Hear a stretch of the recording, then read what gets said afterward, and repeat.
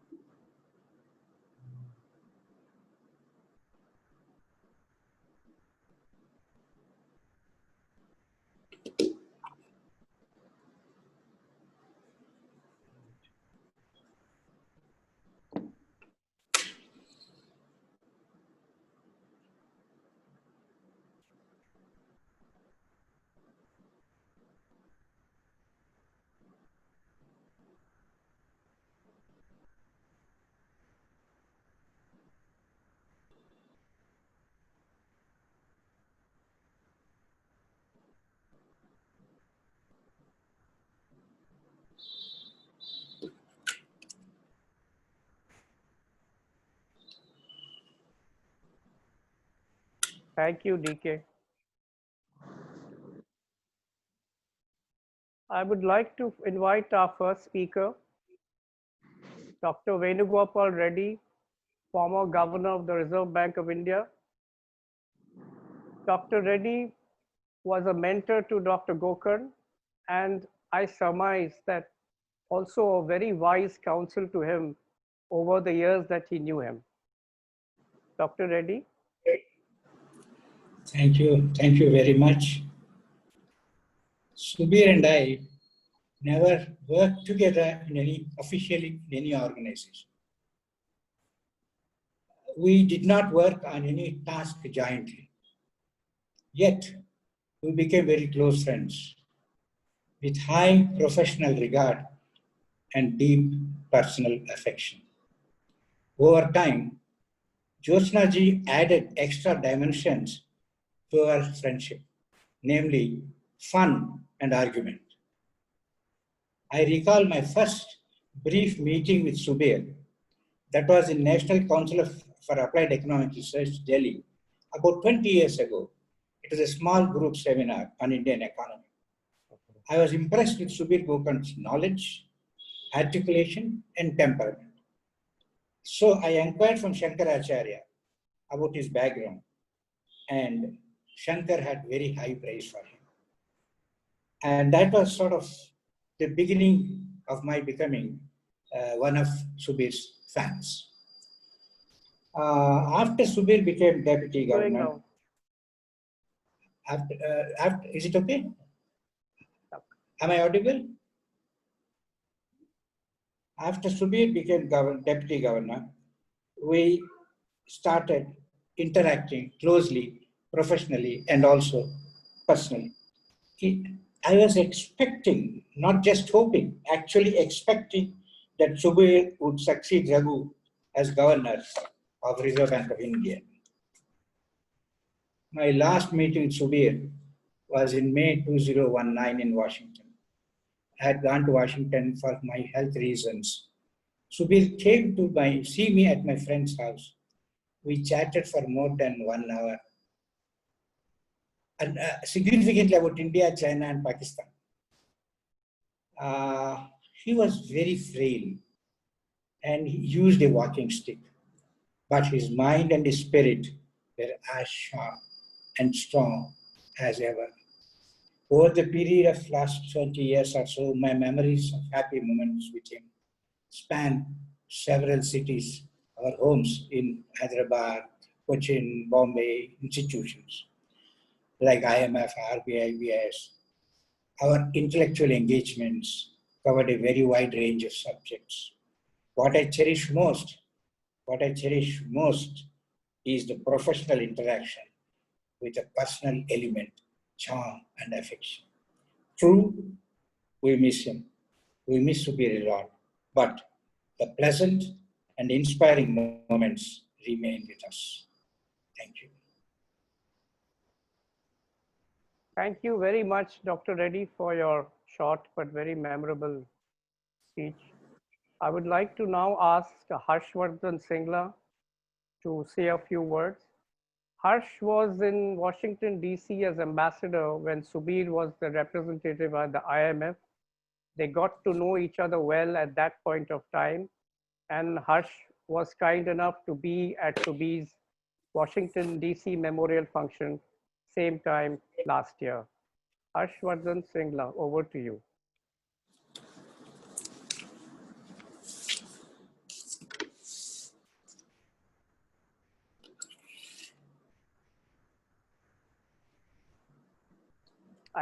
Is Harsh there? Is he joined us or is yet to join? I think he's yet to join, so you can. Okay, so I think Harsh is yet to join. I think he's been slightly held up because of some other meeting he has had at South Block. With this, I would like to ask Dr. Chang Yong Ree, Subir's friend for over 15 years. They first met when Subir was on a world tour when he was at CRISIL. Later on, I think Dr. Ree was at the government of Korea then. When he moved to the IMF, their friendship strengthened. Dr. Ree, over to you. Thank you. Can you hear me? Yes, we can. My sincere condolence to Subir's family and friend, especially to Jasna. I cannot believe it has already been a year since his passing. I first met Subir when I was a G20 Sherpa in 2009 and 10 and over. At the time, Subir was a deputy governor of the RBI. In fact, he was the youngest deputy governor of the RBI and youngest among the probably G20 meetings. He participated in many deputies meeting at the G20s and sometimes Sherpa meeting, and this was how we became friends. He was very different, very respected. He was an opinion leader, not just for Asia, but whole global world, not only because of his knowledge of economics, but also thanks to his ability to be friends and to be an intermediate and build consensus in the many meetings that we have very sensitive issues to handle. And many of us developed a deep respect for him, for his humanity and the sincerity and the kind in heart. Our friendship grew when both of us joined the IMF. I joined the IMF in 2014, and then soon Subir came to the fund. It was a real pleasure for me to see him in Washington, DC. Even before he joined the IMF, I heard from the India team that he was crucial as a contact point for the IMF missions and discussing in India and the economics in the region, in South Asia region. Throughout these years, especially when I became a director in Asian Pacific Department, his views was instrumental in helping our team and especially me to understand the development and the formulate of the Indian economy. After Subir joined the IMF, his support and wise advice become even more crucial for not only the economic issue, but also IMF to the IMF management also. He assisted not only the India team, but all the global issues in the fund, and then also very close friend to our former managing director, Madame Lagarde. And I can mention several issues that he played an important role: quota reform and lending facilities. And he was a very close advisor, actually, to Madame Lagarde and for many of the global leaders at the fund. Definitely, Subir had a very strong interest in analytical issue, provide critical comments in guiding our work, and wrote several papers during his time at the fund with us too. He was also closely followed development in Bangladesh, Bhutan, and Sri Lanka, and well-respected EDs for those countries. In all his interactions with us, Subir was a real friend and a gentleman and a wise man to the fund. And also to me, he was the best friend that I have in South Asia, and we and at the fund, and also I really miss him very much. Let me stop here. Thank you very much, Dr. Ree, for obviously a very deep friendship you developed with him over the years.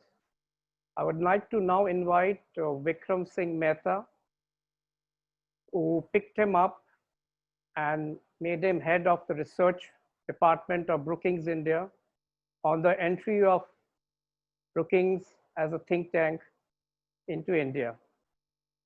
Vikram Mehta.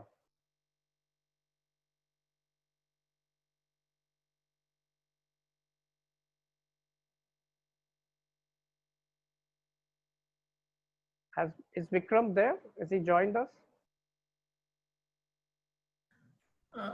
You can move to the next one. Okay, I think Vikram is also trying to join the meeting, and I'm sure he will. I'd like to move to the next speaker, Mr. Gopal Srinivasan, Chairman and Managing Director of TVS Capital. Subir's friend and well-wisher for many years. They both had a high regard for each other, and he was on the board of his company. Gopal, could you start? Thank you. Thank you. Good evening to all of you and to Jyotsna. Like everybody here, I also feel I can't believe it's been a year since Subir left us. I met Subir and the much more mundane of conversations compared to everybody else in this room.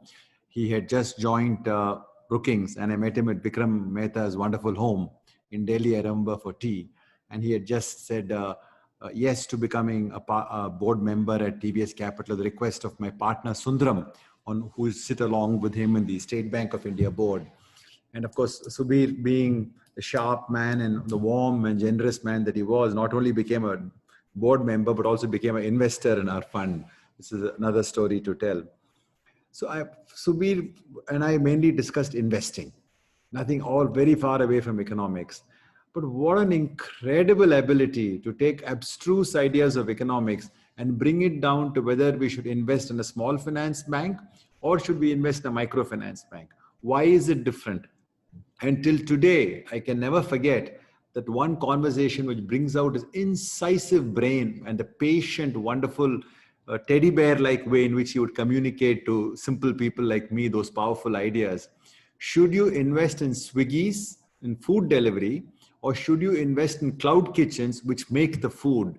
And his analysis of that, I think, actually deserves a textbook that every VC should read as to why risk diversification and governance of a Swiggy will actually get you better alpha and better returns than somebody who makes their own food. So it was Subir's ability to take what I said, complex economic ideas and bring it down to simple people like me who are just about making investments and making money, nothing more complicated than that in our lives, that endeared him. Of course, I had never had the pleasure of getting to know his family, unfortunately, before the event, but we kept in touch throughout his time at IMF, long phone calls, constantly taking his advice during his IMF days, and his love for India and making India better always stood out, because he was always more passionate about we should take jobs to people. We shouldn't bring people to jobs. It's a wrong way. I still remember all those snippets of his conversation. So that was my interaction with him, with his warm, generous soul. When I asked him to go and speak at my alma mater, the University of Michigan Business School, he said, no problem, I'll drive down with my dog. And he went and spoke. I couldn't be there at the business school when he spoke, but he was always willing, always generous, such a fine person. And I know that all of us really miss him.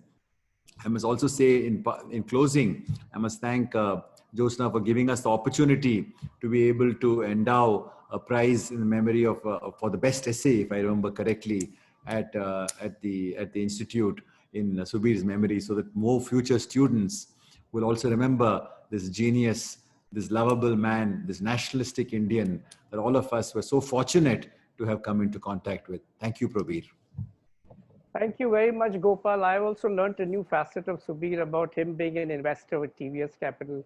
Clearly, I could have got him to take us out for dinner more often had I known that. Thank you. Coming now to Dr. Subbarao. Dr. Subbarao was also the former governor of the Reserve Bank of India. Dr. Subbarao was a guide and mentor to Subir. They both had a very warm relationship, I might say. I can also say quite confidently that Subir blossomed under Dr. Subbarao's leadership. Dr. Subbarao, please. Thank you, Prabir. As I wrote in my tribute to Subir last year, I was expecting his end. But when the end did come, it saddened me immensely. His was a life gone too soon. I felt an emptiness, vacuum in my consciousness. Today, as we remember Subir, I recall the many ways in which I miss him. I miss him for his intellectual inputs. In the public policy domain, at any point of time, there are some issues on which everyone has commented. Take demonetization, for example. Virtually anyone has weighed in on the issue, has spoken about its pros and cons, about all its implications. I thought everything has been said, no new nuance, no new insight, no new dimension to learn. But I had a conversation with Subir sometime in the summer of 2017. And that conversation was so intellectually stimulating. And so many new insights it gave me after virtually everybody has spoken. I said, whoa, how come I didn't think about that? Today, as we go through an extraordinary crisis, Everybody is writing about what the government and public agencies must be doing by way of fiscal policy, monetary policy, regulatory policy, even defense policy and external policy.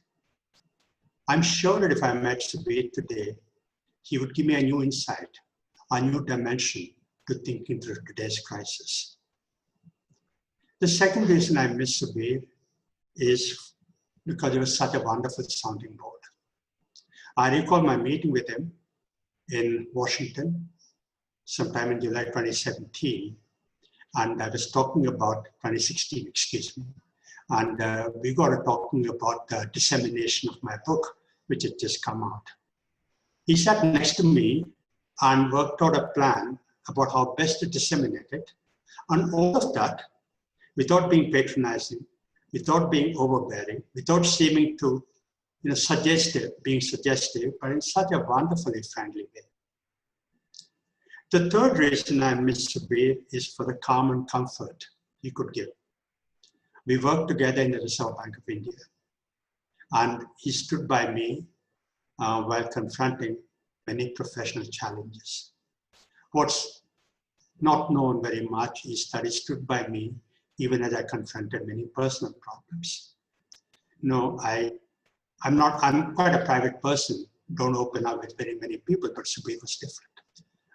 I could talk to him, I could tell him about my issues, and he would always show such endearing concern and empathy. It was very touching. I miss a shoulder to lean on. Even today, it's 2 years since I last saw Subir. I can recall the wonderful meal he cooked for us, the glint in his eyes, and the deadpan expression he had. I think we've mourned Subir. It's now time to celebrate his life and his achievements. Thank you very much. Thank you, Dr. Subbarao, for your kind words from the bottom of your heart and for your time. I would like to now ask Dr. T.N. Nayanan to say a few words. T.N. and Subir were like sounding boards perhaps for each other. And based on that friendship, they developed a very deep understanding of each other over the many years that he wrote for BS, maybe 20 years. Dr. Nayanan. Thank you very much. Am I audible? Clearly. Okay, thank you. Well, I should first correct this. I'm a Mr., not a doctor. But Subir, I first met Subir when he organized from NCAER the first Neemrana conference. And one of the participants at the conference pointed to Subir and said, he's really very good at what he does. And so Subir, I introduced myself to Subir and we got to talking. And within, I forget exactly when, he began his column at Business Standard. And then we have a Monday morning brains trust at the paper, where there are others from outside like Shankaracharya, Deepak Lal and Shyam Saran and so on, who all come in on Monday morning for a couple of hours of brainstorming and shooting the breeze. And Subir was always there when he was in Delhi. And of course, his special contribution was that he used to come after doing his gym at the Habitat Center. So he would pick up a whole box of cookies from the Habitat Center and bring them to the meeting. So his arrival was always eagerly looked forward to. And so he was a regular fixture. And not only did he do his column, he also actually wrote quite a few editorials for us on a regular basis. And the remarkable thing about him was that he considered himself a hired hand. If 10 people in the room had discussed a certain line and said, this is the line we should take, whether he agreed with it or not, he would cheerfully produce an edit, and he would do it so quickly that it took him absolutely no time at all. So he was very easy with words. He was very sound on his ideas. He was good company in the meeting. And we stayed in touch through all the years later at the various places where he distinguished himself. And on his final visit to Delhi, he showed up. He happened to be in Delhi, so he showed up at the Monday morning meeting, and we were all very glad to see him. But he'd lost a lot of weight. We knew he was ill, but he was confident that he was getting on top of it. So when I got a call from one of his friends in Washington with the distressing news that he was about to go, it was quite a shock because I thought he was going to get over it. And of course, he went the same day or a day later. I was very glad to be at the meeting that was organized immediately afterwards in Delhi, and still look back on him as a wonderful human being who made such a difference to the newspaper and in all the areas elsewhere where he made a contribution. Thank you very much. Thank you very much, TN. I recollect Subir telling me that he had written over more than 10,000 articles for Business Standard over a 20-year period. I don't know the exact number, but something on those lines.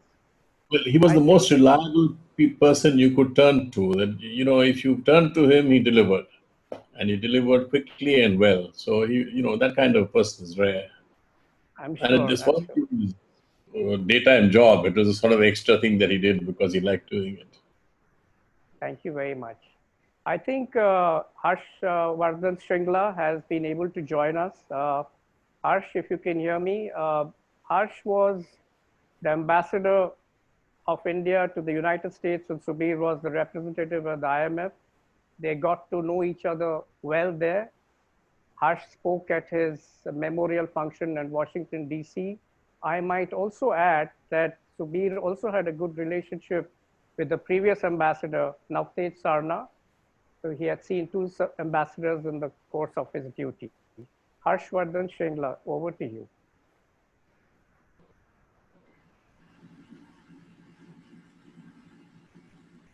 Prabir, I think he hasn't. Has he joined us? Yeah, I think his PS is waiting. So yeah, I think maybe give it 10 seconds more. Otherwise, you can move. I think we'll wait for him as 10 seconds.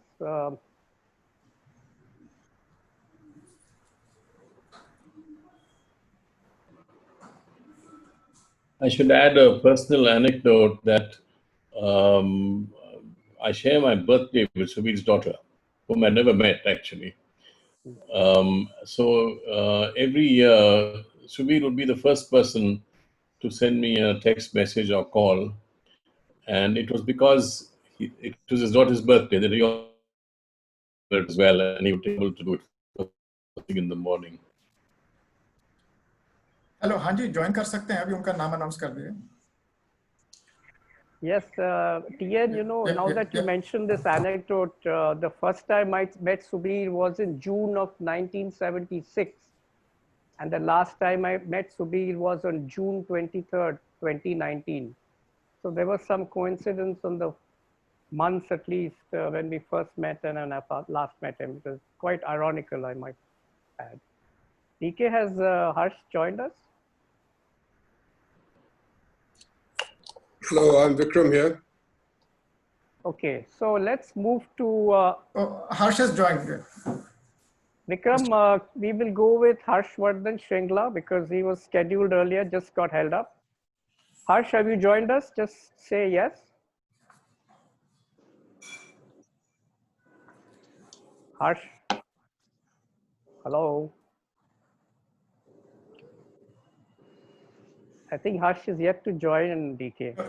He has joined, but I think he's not heard. I mean, he's some problem with the sound. Okay, so we need to unmute him centrally from the host. He's unmuted. Okay.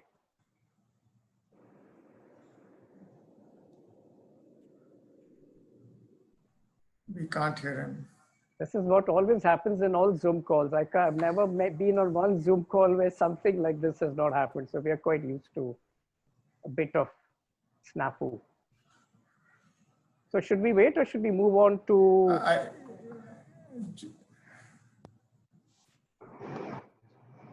Yes. Hello. Hi, Harsh. I hope you can hear us. I can hear you, but can you hear me? We can hear you clearly. Please go ahead. It's your time. Okay. So thank you so much, and sorry for these initial snafus. Let me, start by greeting Dr. Jyotsna Bapat Kanak and all the other participants in this solemn event held to mark the first anniversary of passing away of our dear friend, Dr. Subir Gokarn. I also, as we gather here, many of the participants are those we have had the opportunity to meet. Find it hard to believe that a year has gone by. After all, many of us were together in Washington, D.C., meeting regularly. And of course, Dr. Jyotsna was someone who we were in regular touch with. But to think that a year has gone by is something that, comes as a bit of a surprise that it is time has gone by so quickly. And I know that I'm the second speaker in this event, which really means that I'm one of those who've known Dr. Gokarn relatively recently. I, of course, got to know him very well when we were together in Washington, D.C. But I also feel that our association has gone, has been much longer than just this one stint that we did together. Of course, I knew him when he was Deputy Governor of the RBI. We met on a number of occasions. I was posted in Dhaka, he came there. We met in Delhi, we probably met in other places as well. But we really got to know each other well in Washington. Dr. Gokarn was, and of course Jyotsna were regular participants in many of the events that we organized in the embassy, both socially and officially. We had opportunities to meet up. But one thing that all of us did notice was that whenever we did something, whether it was social or official, both Dr. Gokarn and Dr. Jyotsna were there. They were regular features at our events, and we actually look forward to their company because he brought in what we always was not just a measure of dignity and sobriety, but also, he got us the benefit of his wisdom, his erudition, and the sense of good feeling and bonhomie that you always felt when you were around Dr. Gokarn. I must say that it's not just me, but many of our colleagues in the embassy in DC, our other colleagues in the World Bank and the Fund Bank fraternity, always look forward to his company and enjoyed the fact that he was one of those that you could count on, whether it was a musical event or whether it was a panel discussion or it was something to do with some official discussions.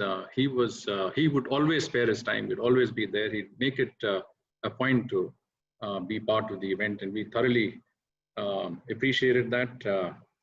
I want to, of course, take this opportunity to wish Dr. Jyotsna Bapat Kanak, whom I also had the opportunity to meet, all of our other friends and family members, that while Subir is not with us, but I do get the feeling that he's with us in spirit.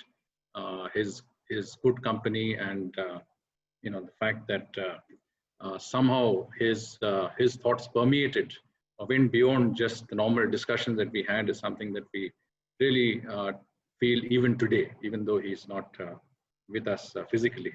So I know that we have a 2-minute slot, so I want to stop here and extend my greetings to all concerned. And we certainly look forward to, the fact that we would have opportunity to hear about, read about. And sorry, I want to end by saying one thing. Just today, coincidentally, I came across an article written by Dr. Subir, which was really in the context of what we today see. There have been, a lot of, let's say, media interest, a lot of interest on the recent incidents that we've had with China. There is a certain level of reactions in terms of the,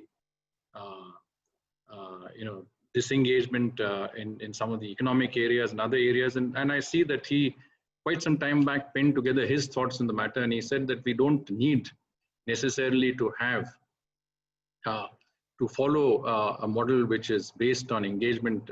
By engagement, I think he meant a very strong engagement with China economically. We can do things that are separate. We don't have to have, we don't have to follow that model. That model is one that is predicated on manufacturing, but the world has moved on, and manufacturing is not something that would give us the sort of opportunities that we look for, that we would really today, in today's context, look forward to. And I thought it was quite prescient that in today's context, when we're looking at some level of Atmanirbharta or self-reliance in our economy, his thoughts had come in such a long time. And I end there. Thank you so much. Thank you, Harsh, for making time to be here today, and also for your very prescient insights about Dr. Gokarn's earlier paper, obviously written many years back. I would like to now invite John Chambers. John was chairman of S&P Sovereign Debt Rating Committee. And from what I gather, that John had a very high regard for Subir, and I can say that was vice versa also. John Chambers. Thank you very much. As a friend and former colleague of Subir, I'm honored to speak at his memorial. Subir was executive director and chief economist at CRISIL from 2002 to 2007, and then chief economist for Asia at Standard & Poor's until he was named the deputy governor at the Reserve Bank in 2009. S&P acquired a small stake in CRISIL in 1997 and majority control in 2005. I worked with Subir during this decade as chairman of S&P's Sovereign Ratings Committee. We kept in touch afterwards while he was at the RBI, then Brookings and the IMF. While he was with S&P, he was our most prominent spokesman in Asia. He was frequently broadcast on the financial networks.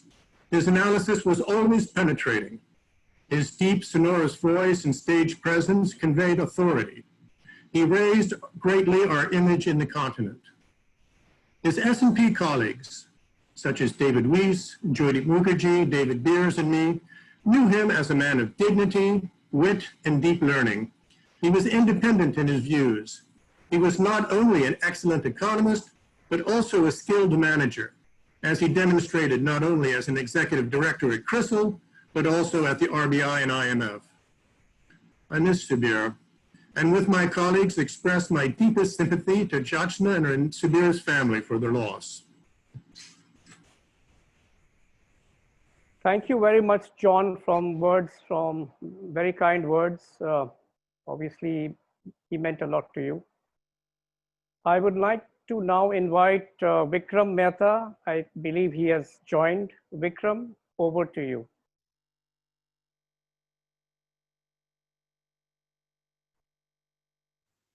Am I unmuted?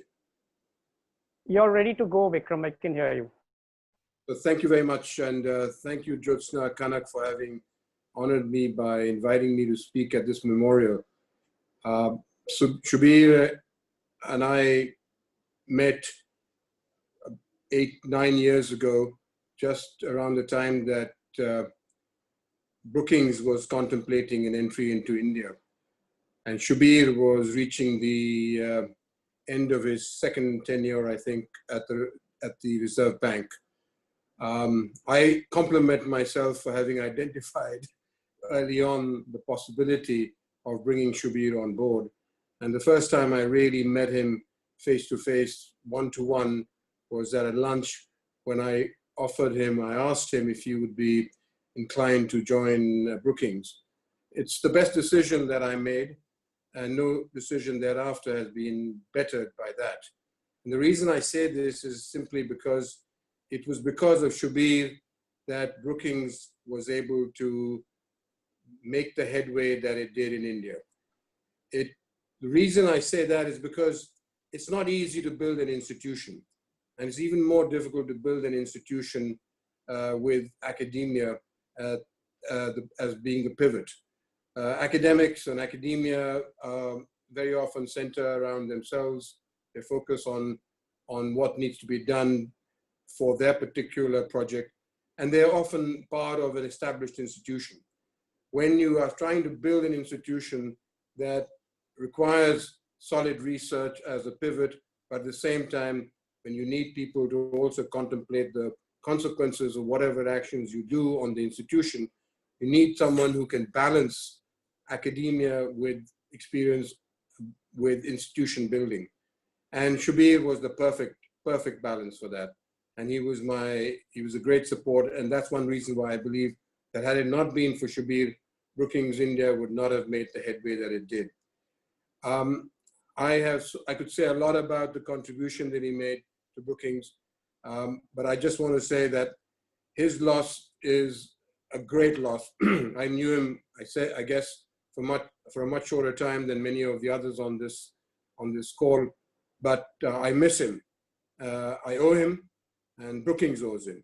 And thank you, Jyotsna, thank you, Kanak, for having me on this call. God bless him, God bless his soul, God bless both of you, and we pray for him. Thank you, Vikram. Clearly, Subir was very much an integral part of creating that brand Brookings in India. I'd like to now invite Ashu Swayash, MD and CEO of CRISIL. Ashu is the host of this event and has been kind enough to provide the back end and the infrastructure and the coordination. Subir worked the longest in CRISIL, and many of us believe this is where he actually blossomed, and this is where he really came into his own. Ashu, over to you. Thank you, Subir. Thank you, Jyotsna and Kanak, for giving me, DK, and CRISIL the opportunity. It meant a lot to us, and many people have said, you know, a year has gone by. For us, it's not a year gone by since he's no longer with us, but just the fact that he's no longer with us is still very difficult to accept. And I know it must be so difficult for you, Jyotsna and Kanak. But today we've gathered here to really celebrate him, his life. He's one of the finest minds, not just in India, but the world. And people gathered here are really testimony to that. But more importantly, such a wonderful, warm, caring, and loving human being. You know, people remember people. Human beings remember human beings. And he's made such a deep impact on so many. I knew him much more than he knew me, because I joined CRISIL much later. But every meeting, he left a very, very deep impact. And always the fact that he was a thorough gentleman stood out first. And equally, the fact that he was a brilliant mind. You know, be it writing for a business standard or the immense body of work that he created at CRISIL, that is like the encyclopedia for a lot of us in the company today, or what he's done at RBI, IMF, Brookings. I think what really stood out for me is his unique ability to simplify very complex economics and matters through very vivid storytelling. Because even if you didn't understand the detail, you knew what it meant because he explained it in that manner. He was a very well-rounded macroeconomist who actually understood all the aspects of the economy and policy, and more importantly, what it meant. And which is the reason he had a very, very balanced view. And something I think all of us sorely miss today, especially in these COVID times, where we are all struggling with figuring out what might be the 2 or 3 very different things to do. It just makes me, my team at CRISIL, feel very, very proud that he spent a good amount of time at CRISIL. late Mr. Ravi Mohan was really instrumental in getting him to CRISIL, and he set up the Center for Economic Research at CRISIL in 2002, which now DK heads, and he actually got DK in, when his decision to become deputy governor at RBI happened. And he was the one who really brought intellectual heft to CRISIL. I know John Chambers spoke about what he did from that perspective for S&P as well. One of the very interesting things is in 2002, which was a very bad monsoon year, he told the team that we have to create something very different, engaging the impact of rain. It's not just about how much rainfall, but whether it is in the right places where crop is sown is what matters. And that really led to the creation of CRISIL Drip Index, which is something that is used even today as is. It was so well thought through and conceived that none of us have been able to add value onto it 18 years hence. It just talks about his foresight and vision. The other thing is, he always had a very serious look, and I think that is something which was his exterior personality, because behind it was a great sense of humor, which you realized only when he got talking or you got talking with him. And for all of us at CRISIL, he's left fond memories. His aura, his personality is something that we very dearly miss. His warmth and wisdom has left a very, very strong imprint on me, my team at CRISIL, and I'm sure on many, many more people, very visible in the warm attributes and tributes that we hear today. So this is just in his memory, some very few words that I could gather to say. And all we can say is we just miss him so much. Thanks, Ashu. Heartfelt words, couldn't quite see that. And thank you for your kind support to make this happen on both these counts. I would like to now request Dr. Rakesh Mohan to say a few words.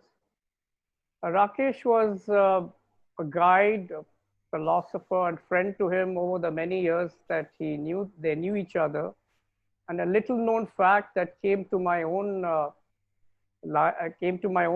knowledge a few days back was apparently the reason Subir chose the study of economics was apparently he had met Rakesh Mohan in Delhi when he was in class 10. And from that day on, he decided that he wanted to be like him and be an economist, though his mother was very keen that he get into the sciences, and would have been happier for him to be a surgeon from the Vellore Medical College, or maybe even an engineer. So the surgeon's loss and the engineering loss is obviously the economist's gain. Rakesh, please go ahead. Thank you, Prabir. Despite the fact that I knew Subir from the late 1990s when I was able to steal him from the Indira Gandhi Institute and get him to NCAR, this vignette that you just related has been kept a secret from me till this minute. And I still can't believe that, actually. I can't believe, it makes me feel old, and I can't believe that he met me when he was in class 10 and he heard this. And I don't know if he knew then that I was myself a refugee from electrical engineering into economics. I always think of Subir as sort of a gentle giant, of course, gentle giant from my viewpoint, from where I stand, so to speak, a gentle giant teddy bear, which someone else referred to him as a teddy bear as well.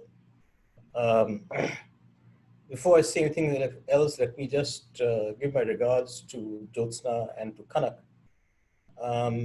With the kind of illness that Subir had to bear in the last year or year and a half of his life, Jyotsna stood like a rock with him. And both during his illness and since his passing a year ago, uh, I would like to compliment Jyotsna and Kanak for their fortitude and courage with which they both supported him and then have gone on, in a sense, with their lives after his passing.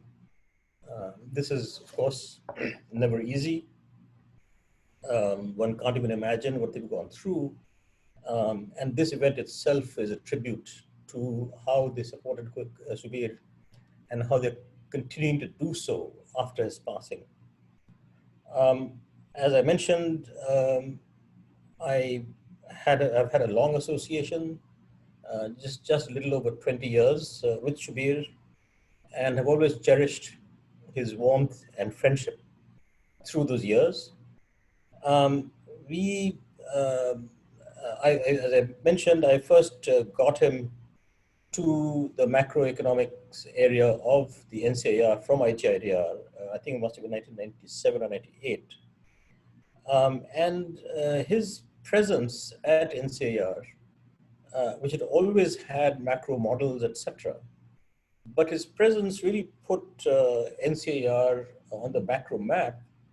As Ashu Suyash was just mentioning, he had an intuition, a macro intuition, and ability to explain complex economic issues in a way that people can grasp, and also to be inventive about it.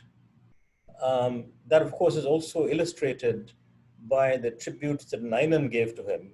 It's not easy to write these op-ed articles as he did while doing all the other research work that one is doing. And that is, of course, illustrated by my general absence from op-ed pages, because I do find it almost impossible to write anything in less than 5,000 words. So writing something in 800 to 1,000 words and putting complex ideas across in a way that the general informed reader, or leader for that matter, can actually appreciate and understand. That was a skill that he had, and I think the best expression I heard on that really was from Ashu just now. Among other things, one thing that I do always remember him, someone mentioned his organizational capacity. So the NCIR has been hosting the NCAER NBER Nimrana conference since 1998, if my memory serves me right. And coincidentally, they had their 21st meeting just in December 2019, 6 months after, or 5 months after his passing.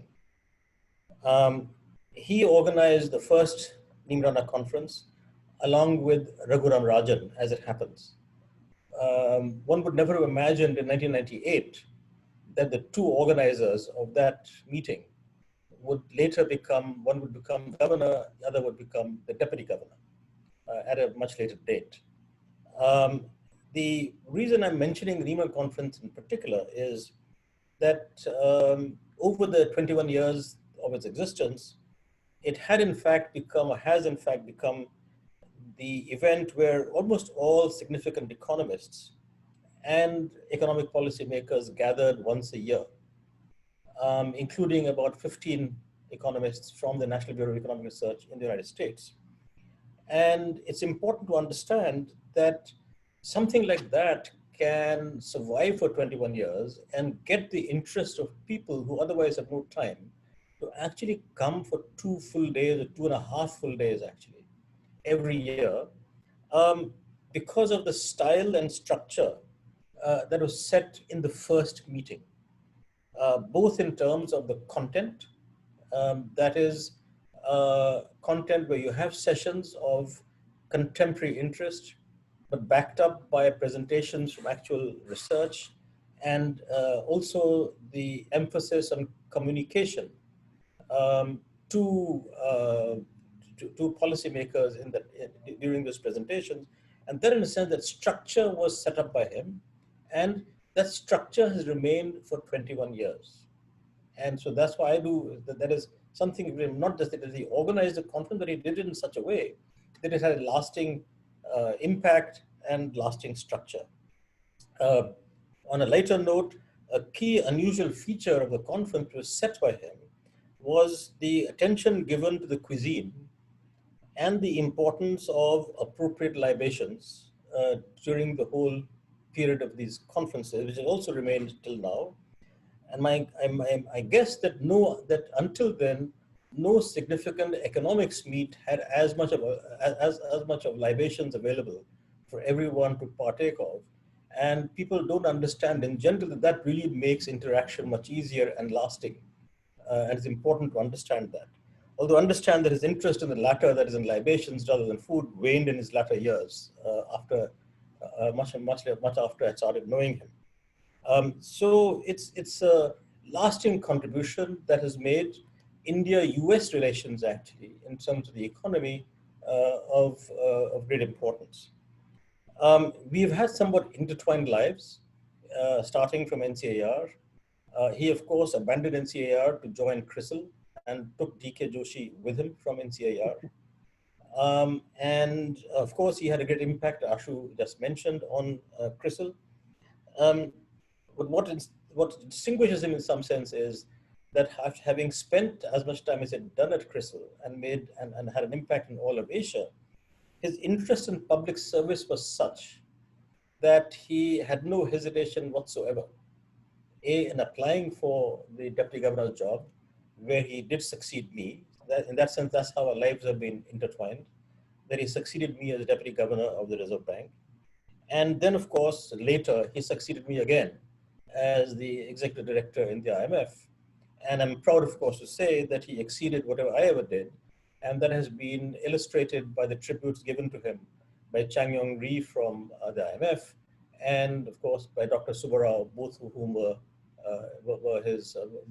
worked with him in the IMF and of course the Reserve Bank earlier. One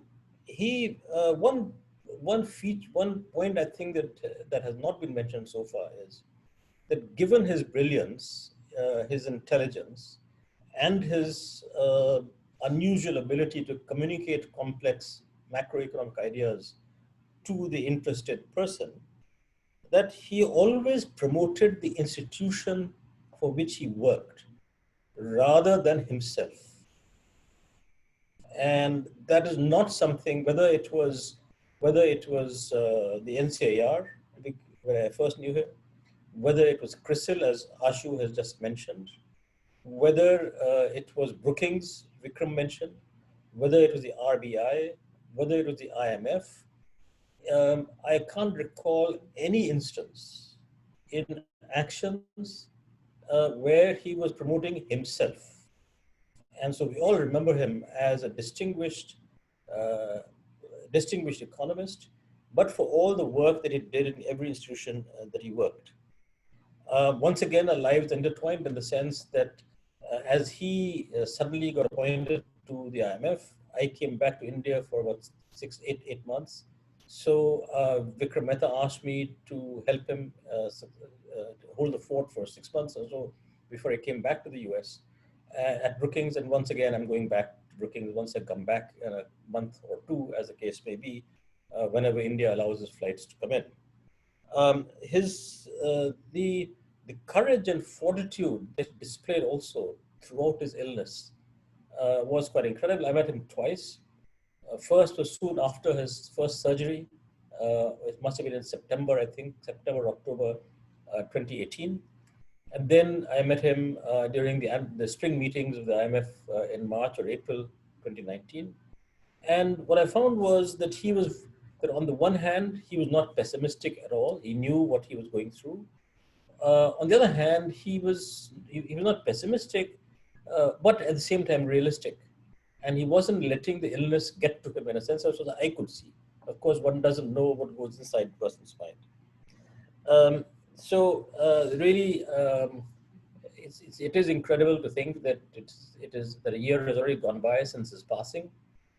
And we just wish Jyotsna and Kanak all the very best to continue whatever they have been doing, and to celebrate the memory of our good friend Subir all through their lives. Thank you. Thanks, Rakesh. Celebrate indeed, as we are doing today. Thank you for your kind words. Just like you had not known about a secret, I didn't know he liked to do administration, or he was good at administration and organization. So that's a new one for us. I'd like to now ask Ram Prasad Sengupta, Professor Ram Prasad Sengupta, who was actually the first believer straight out of D school. Dr. Sengupta took him on board, the then BICP, as a consultant, and Subir cut his teeth there doing field studies, getting data from field level for process industries. If I recall, he was studying the steel industry then, and he got field level, field survey, field data experience rather than published data or taking data from tables. Dr. Sengupta.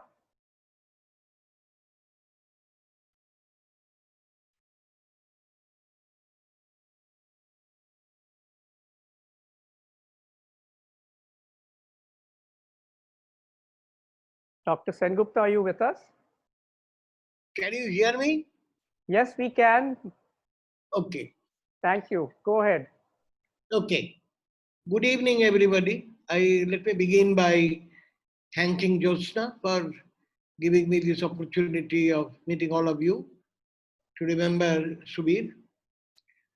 I feel really sad on such occasion when I am requested to speak in remembrance of someone like Subir, who was junior to me and with whom I had a long 40 years relationship, and who left us suddenly and untimely. However, it also gives me a sense of pleasure and pride when I look back to see how he began as a bright young man, just finishing his MA from Delhi School, and rose to the height of remarkable achievement as an economist in his professional career. I first met him sometime in the autumn of 1981, when I was a professor in JNU at the Bureau of Industrial Costs and Prices in the Loknath Bhavan in Delhi. Subir worked with me at the BICP, as Mr. Prabir just now mentioned. He worked with me at BICP on developing a linear activity analysis model of cost optimization for a product mix plant like Bokaro of SAIL, as a part of study of steel pricing in those days of steel control. It was really a multidisciplinary, challenging work in those pre-PC days of mainframe computer, because these were large models, which he finished fastest among 6 members of a team for that study. I was impressed by his clarity of thought, interdisciplinary interest, quick grasp, and pickup of technical skill required.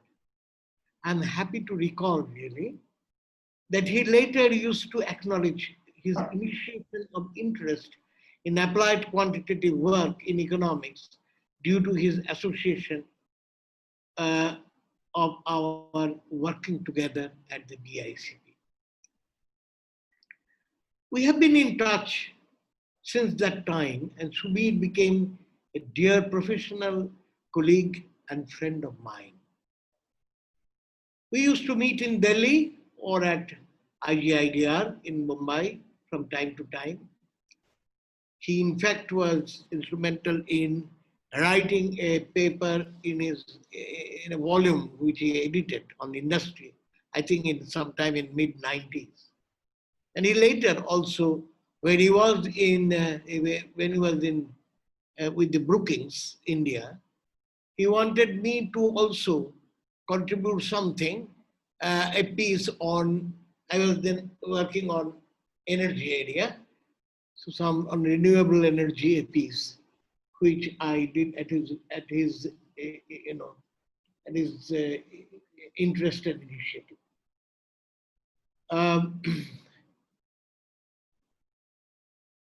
However, it's a long association.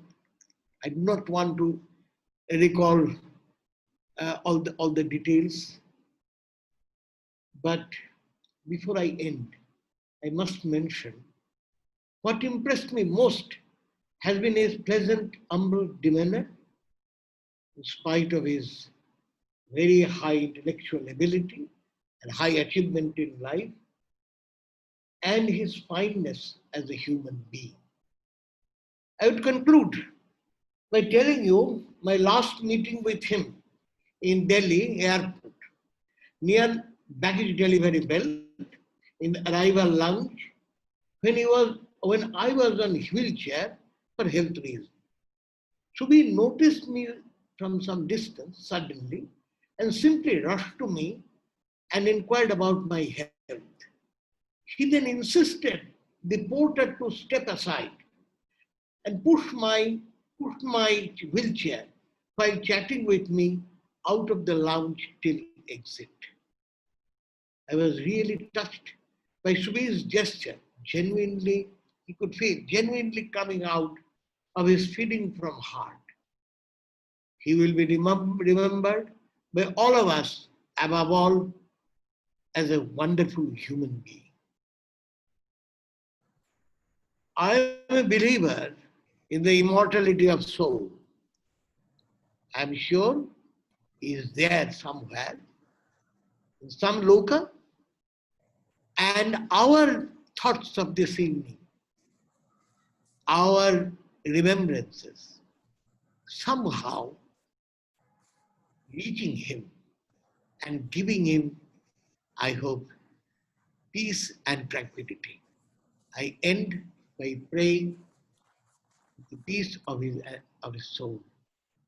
Thank you very much.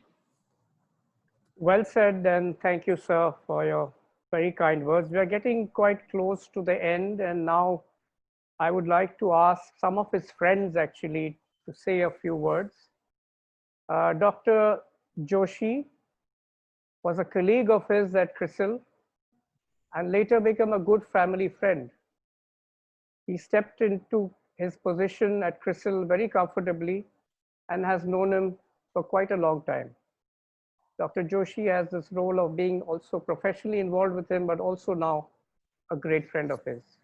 DK, please go ahead. Yeah, thanks, Prabir. I first met Subir in the late 90s and later on got an opportunity to work with him in CRISIL for good 7 years. Well, Subir's intellectual prowess is well known, people talked about it, but that is the secondary reason why I will always remember and respect him.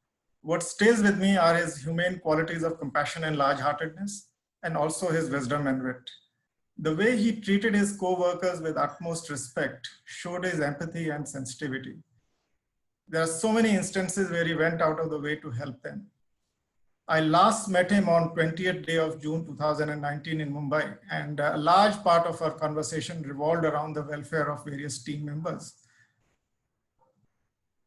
He was a total foodie. I think Dr. Subbarao mentioned about it, and he never missed any opportunity to enjoy good food. And I think for me, eating out with him was really great fun.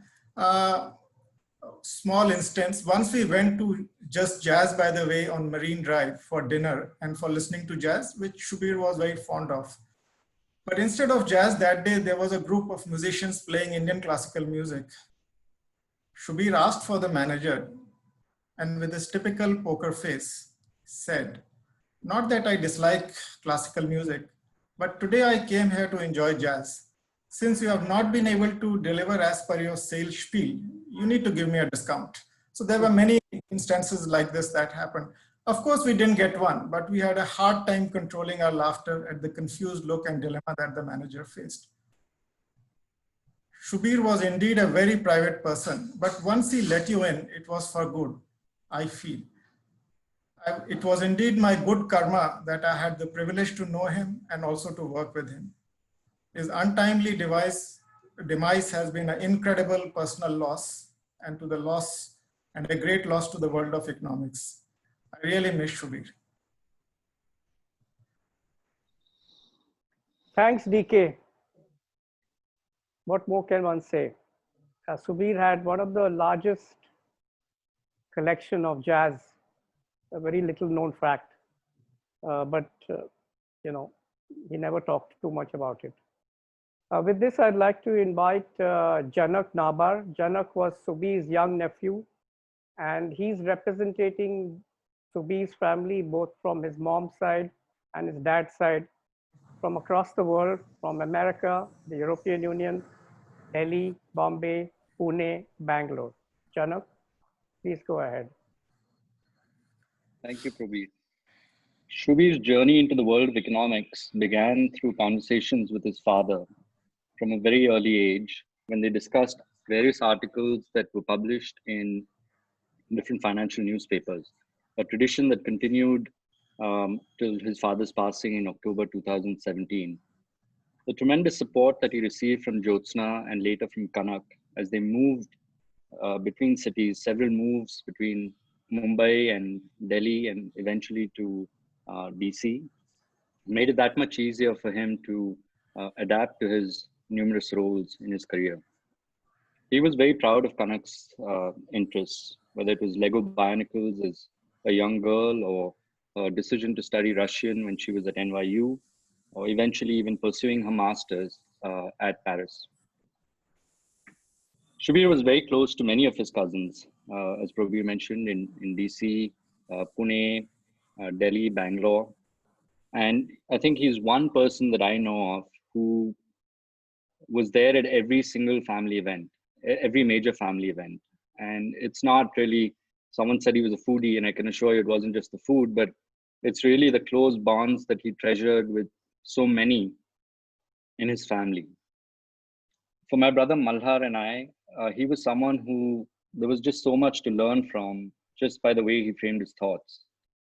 There were so many discussions on so many topics and jokes and some really witty comebacks I wish I could recount here, but I was asked not to, so I shall refrain from doing that. His dissection of tennis was simply amazing. I think it comes close to essays that were written by the great David Foster Wallace on tennis. And I can assure you that when he spoke about either cricket or tennis, the clarity was just as amazing as when he dissected the Indian economy.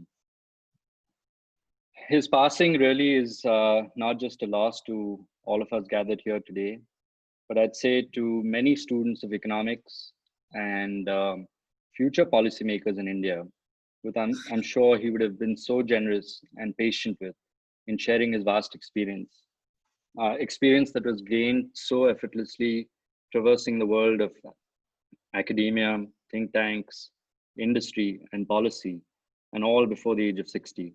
I think it's just amazing that we have such a wide-ranging set of people today who've been here to honor him, but it also speaks of Subir's ability to really traverse so many different worlds so effortlessly. Thank you, Prabir. Thanks, Janak. I was expecting some jokes from you to end the day on a pleasant note, but obviously that's not forthcoming. But yes, not only was his analysis of tennis very good, but he was a big fan of Gundappa Vishwanath. And him describing Gundappa Vishwanath doing his square drives, taking a ball off from the leg stump was something you had to, really listen to. Thank you, Janak. Now we have Kanak. Hi, Kanak, are you there? Yeah. Hi. Yep. Please go ahead. Okay. Well, I'd like to start off by thanking everyone for their wishes and for sharing their impressions of my dad, and for everyone else for joining us. It was really interesting listening to all these stories about his professional life, because whenever I asked him what he did for a living, I'd always get the answer, oh, I just ponder weighty issues, have lunch, and then discuss matters of policy relevance. I'm sure most of you who knew my father knew that he wasn't exactly the talkative type. And fortunately or unfortunately, I've inherited that particular trait. And I think that often meant that we didn't really take the time to tell those close to us how much we cherish them. And sometimes by the time you have the words, it's already too late. But that didn't mean that we didn't show it in other ways. Like in Delhi, when he'd call me every day after I got back home from school, even though at the time it was more annoying than endearing. And or when we'd be on different continents, but we'd still play words with friends, which he'd always win. And more recently in DC, when we'd religiously sit down at 7:30 and watch Jeopardy. I feel incredibly lucky to have had him as a father, and I'm sure most of you feel equally lucky to have known him in all these capacities.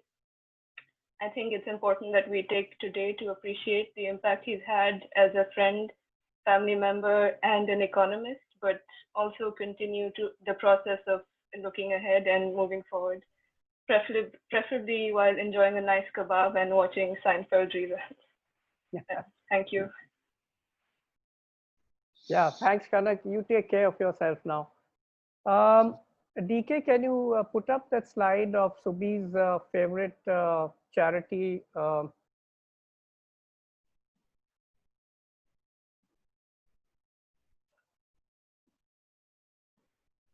Subir was also had not only a kind heart, but always a generous soul. In the later years, he was a big supporter of CAN support, which is for cancer care for patients who do palliative home care. And if anybody in remembrance of Subir would like to, on his behalf, contribute to this cause, which is very close to his heart, I would request you to kindly go to cansupport.org/donate and give whatever you feel you should. There was supposed to be a slide up here, but obviously it's taking time to come up. So I will not waste time waiting for it as we're getting quite close to the end. So it falls on me now to thank all of you, frankly. And Subir was not a sentimental or emotional person, as many you have alluded to, but he was a sensitive person. The biggest tribute one can pay to him is the tremendous and genuine love, affection, respect, and admiration that all of you have expressed here today. This would have touched him deeply, even if he would seem to have remained unmoved. For him, it would have been just another day in the office.